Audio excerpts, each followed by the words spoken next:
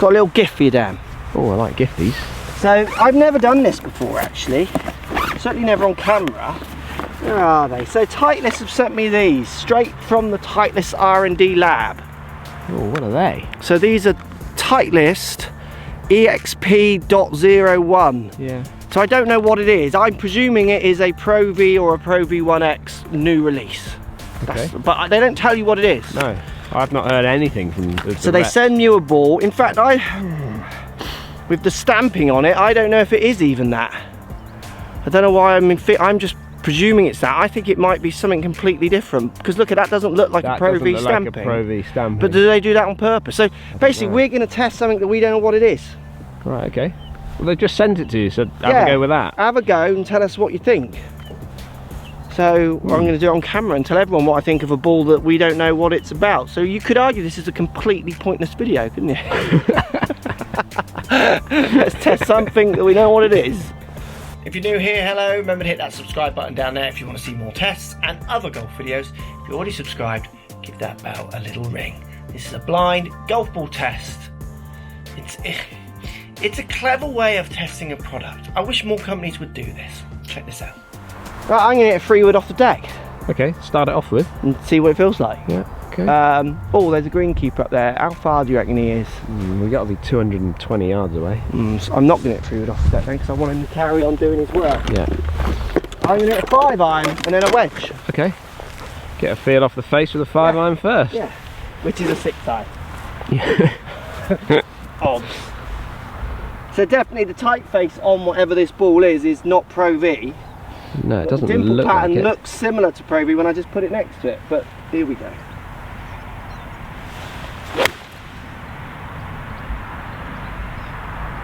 Yeah, that just feels like... Oh, did that feel softer than my golf ball? It didn't sound Pro any V1X. different to an X. It didn't sound anything different to your X. I reckon that felt more like your Pro V. Okay. So which then sounds more like, what was it, the True Feel one that we tried and stuff? That was similar to your ball. Yeah. And the velocity as well felt similar to yours, I think. So why don't you hit a 5 or 6, hit a 6-iron up then, and we'll have a similar one in, I reckon. I'll have a 7. I'll go with my 7. 7-iron. Like, I was just comparing it to your yellow ball. Yeah. And it has some like similarities to the look of that, but if I compared it to my Pro V, yeah, my Pro V, that almost it feels or looks a bit more matte finish. Yeah. Whereas this is a bit more glossy, which is similar to the yellow. What's interesting with this as well, which I actually quite like what they do, is blind testing like that. Just imagine being able to do this with drivers. Obviously it's hard because you know what your driver looks. So if I go and give you a tailor-made, you know that's not a ping. Yeah, sure. Even if I cover up all the branding. But with a golf, I mean, I feel really lost. Do you know what I mean? And I like that because you're having to dial into sensors that you don't normally do, because most fittings, most reviews, most everything comes with preconceptions. As a human, it's hard to, I try my hardest to let them go, and I feel like I'm pretty good at them. You have like, if this was if they said to you, oh, this is the new Pro V, you'd have a rough idea of what it's going to feel like, what it's going to sound like, and what sort of numbers it's going to, what flights it's going to do. So this is quite fun. Yeah. And in lots of ways, if you could do the true fittings, you would have completely unbranded everything. Take all the badging, all the badges off. With like the stamping here does nothing. Take it all off. Yeah. So they don't know if that is a Titleist, a tailor-made, a Callaway. Yeah. Just tell me which one you like the most, you know. Then I'll tell you the prices, then tell me which one you like the most, and then whichever one's in your prices, we'll go with that. But branding's such a big part of this game, isn't it? It is. It certainly is.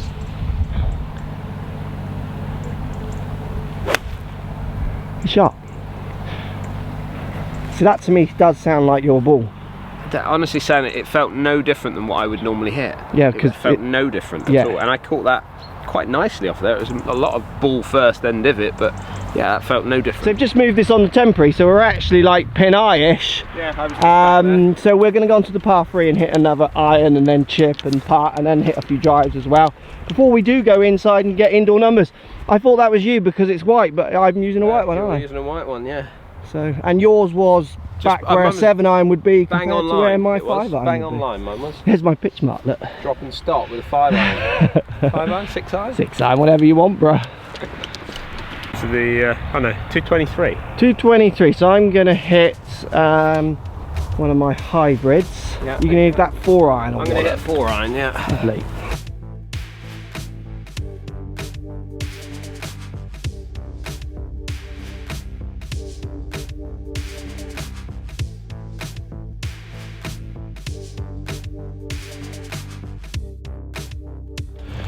My hybrid there, I felt no difference. No, my 4-iron, I felt no difference. The only thing I would say is mine just seemed to go up in the air a little bit more. You thought it was higher, did you? Yeah, but again, you know, are you out testing that? When you're testing out golf balls, are you trying to look for different flights and things like that? Is it actually noticeable? Well, I think it isn't, because I've done plenty of tests, similar to the tests that remember when you and Matt tested the pings and you said they were going higher, and I was sat home watching it thinking, maybe not. I know you think that, but I've tested this and they tend not to, and we did the retest. So I think when a ball is going 200 yards through the air, it would have to be 5 to 10 yards higher, possibly, as a guess, or something, before someone actually notices it is high or not. Sure. Again, for me there, it was more that the ting of my hybrid was the dominant sound, not the ball. Yeah, okay. So we've got some greenkeeper action going on. Go on, and Dan, chipping down the green with the ball. Was you feeling any difference? So this is a key area for me. I want to get the feel now just around the greens. Yeah. Just so I'm not really looking too much at the ball flight or the numbers out here, should we say. We'll look at those inside, but around here I want to know what it feels like just off the face with the wedge, and then obviously with the putter as well. How did that feel then? Felt, again, exactly the same as what I'm used to feeling with my Pro V. Okay. No different, absolutely no different. It spun just like I would expect it to spin, so yeah, it was good. So I'm the same. I want a sound which is a feel with a wedge and going into putting. Yeah. I want a reaction on the green, but that's more for me, feel again from my testing, more like what a pitch will do. Because a chip shot, I think almost with any ball, when you start taking speed off, we've tested it, isn't it? Yeah. The numbers all start bunching up.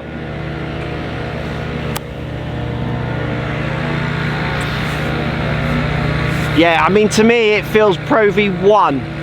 Yeah, or velocity or truth. It doesn't feel Xy.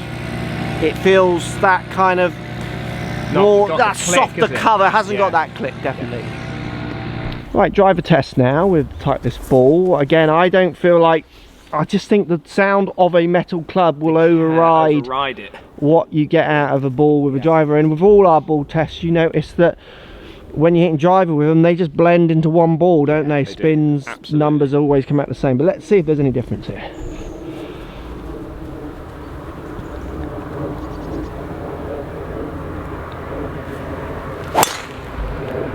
That's a great drive there. Great flight. That's no higher than or lower than your normal flight in my mind. No different there from what I would get from my own driver. Again, it's more of a, it's a flatter flight, isn't it? Which is what I get. That's a good shot. I think that's just a good shot.